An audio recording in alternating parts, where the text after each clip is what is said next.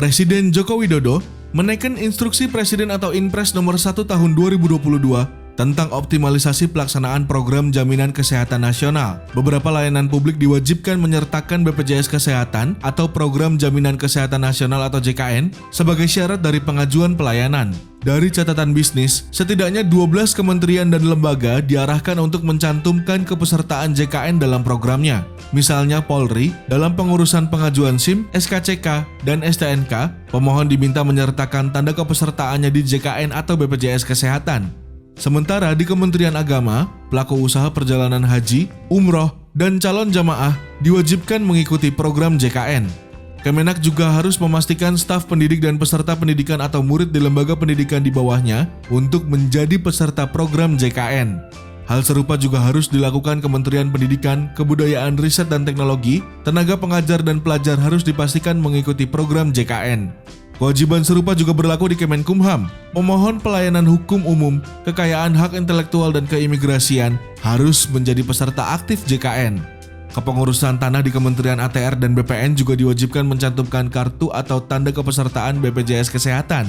Sementara itu, petani yang mengikuti program Kementerian Pertanian, nelayan yang ikut program Kementerian KKP, pemohon kredit usaha rakyat atau KUR, hingga peserta koperasi di bawah Kementerian Koperasi dan UKM juga harus dipastikan mengikuti program JKN atau BPJS Kesehatan sebelum mendapatkan benefit program.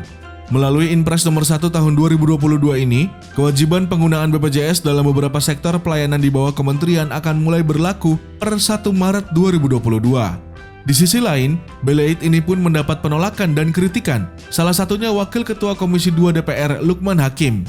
Dirinya mengatakan, terbitnya aturan yang memaksa rakyat menjadi peserta BPJS Kesehatan dengan menjadikannya sebagai syarat dalam layanan pertanahan merupakan bagian dari praktek kekuasaan yang irasional dan sewenang-wenang.